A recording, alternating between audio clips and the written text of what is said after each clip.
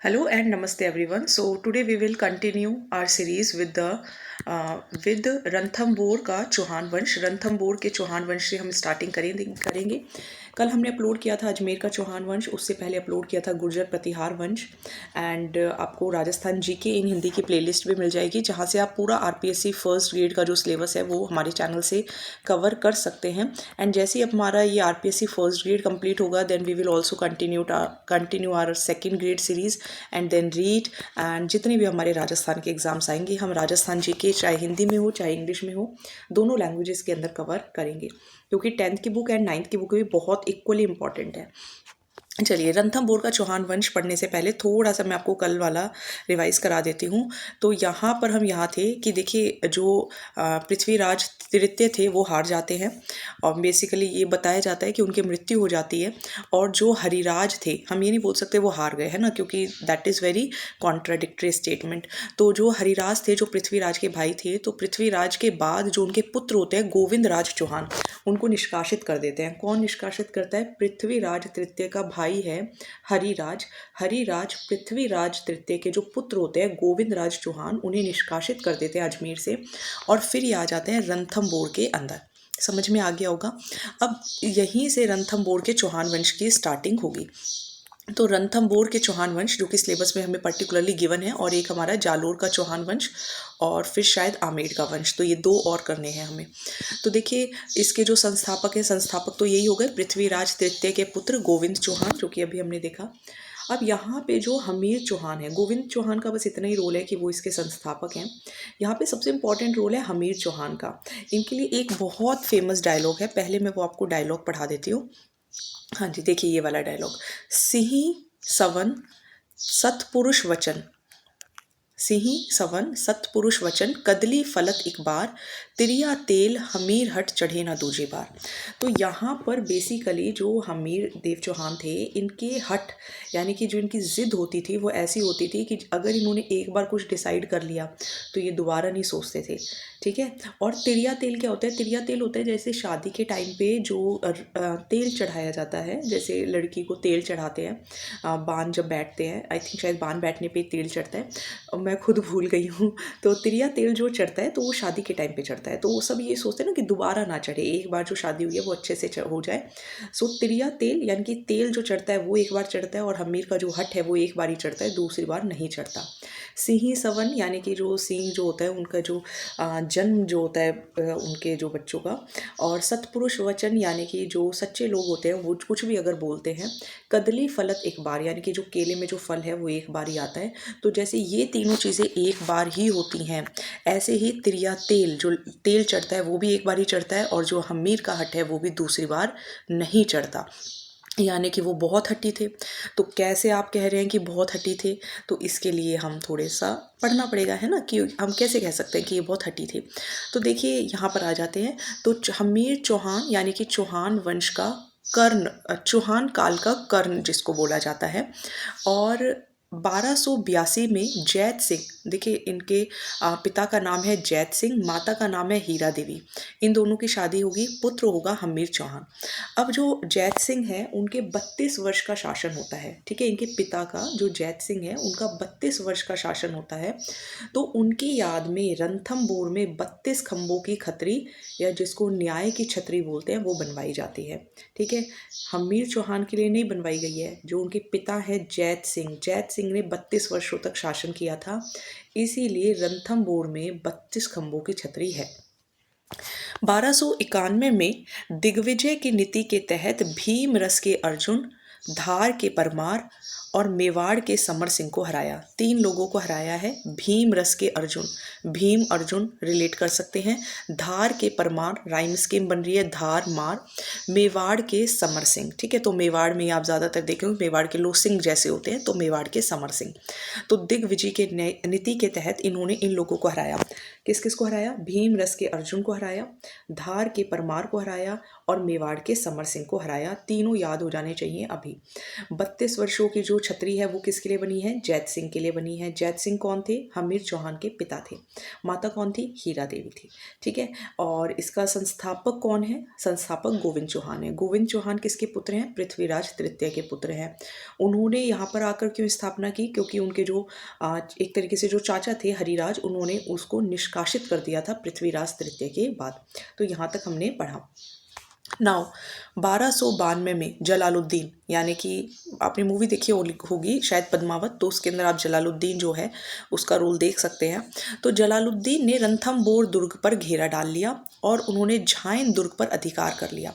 लेकिन जब उन्होंने देखा कि हमीर की तैयारियां जो हैं वो तो बहुत अच्छी हो रखी हैं, तो वो उससे घबरा कर ये कहते हैं कि मैं मुसलमान की दाढ़ी के एक बाल की कीमत ऐसे 100 दुर्गों से ज़्यादा समझता हूँ। मतलब दाढ़ी का जो एक बाल है वो 100 दुर्गों से ज़्यादा महत्वपूर्ण समझते हैं, ज़्यादा कीमती समझते हैं। कौन? जलालुद्दीन। तो जल गया था, ऐसे याद कर लो, वो जल गया था। क्यों जल गया था? क्योंकि हमीर ने, यानी कि हमने इतनी अच्छी तैयारी कर रखी थी। ठीक है, ऐसे याद रह जाएगा। तो जल गया था वो क्यों? क्योंकि हमीर ने बहुत अच्छी तैयारियां कर रखी थी। तो वो क्या कहता है? मैं मुसलमान की दाढ़ी के एक बाल की कीमत ऐसे 100 दुर्गों से ज़्यादा मानता हूँ। एक बार मैं दोबारा रिपीट करवाऊंगी and then we will continue. हमने क्या क्या पढ़ा? तो देखिए, हमने सबसे पहले ये पढ़ा कि पृथ्वीराज तृतीय के पुत्र, ब्लैक पेन से कर लेते हैं, पृथ्वीराज तृतीय के पुत्र हैं कौन है? गोविंद देव चौहान, है ना। मुझे हिंदी में थोड़ा सा लिखना पड़ेगा। गोविंद देव चौहान।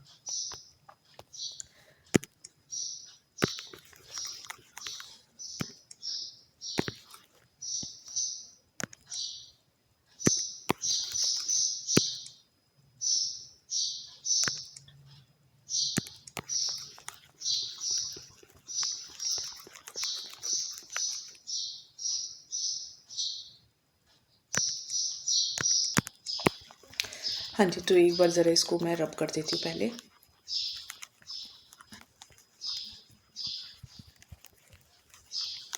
और फिर हम दोबारा से इसको एक बार देख लेते हैं।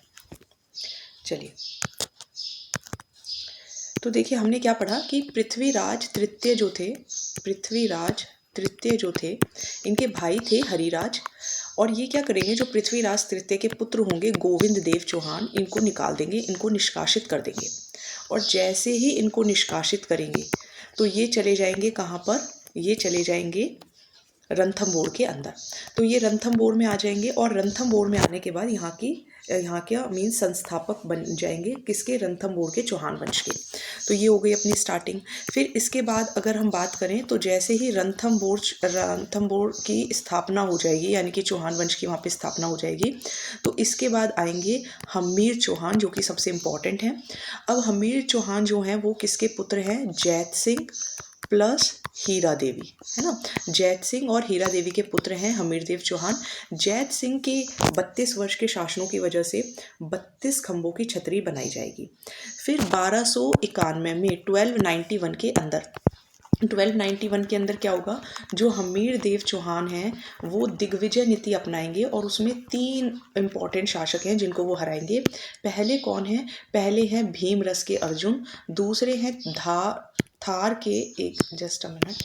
दूसरे हैं धार के परमार और तीसरे हैं मेवाड़ के समर सिंह। तो 1291 में इनको हराया जाएगा।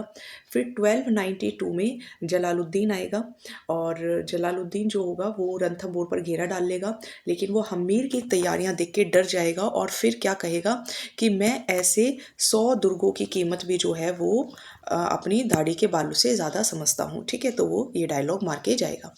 अब आ जाते हैं 1299 के अंदर। अब आ जाते हैं 1299 में। तो हमीर द्वारा, अब जलालुद्दीन का तो पॉइंट खत्म हो जाता है। अब आ जाएगा अलाउद्दीन के विद्रोही मंगोल। अब देखो यहाँ पे थोड़ा सा ध्यान से सुनिएगा। अलाउद्दीन का विद्रोही है। विद्रोही कौन है? मंगोल मोहम्मद शाह के विद्रोही मंगोल मोहम्मद शाह कामरू व बारक को शरण दिए जाने के कारण अलाउद्दीन ने अपने भाई उलुग खां व नुसरत खां के नेतृत्व में सेना भेजी। देखो, अलाउद्दीन के विद्रोही हैं मंगोल के, क्योंकि मंगोल्स जो चाइना से नीचे वाला एरिया है, मंगोल जो एरिया है, तो वहाँ के इनके 3 विद्रोही हैं। एक तो है मोहम्मद शाह, अलाउद्दीन के विद्रोही हैं ये, मोहम्मद शाह, कामरू और बारक। ठीक है, ऐसे याद कर लो कि अलाउद्दीन इनसे बहुत नाराज़ था, क्योंकि ये लोग काम जो था वो बार बार नहीं करते थे, है ना। तो इस तरीके से आप याद कर लो।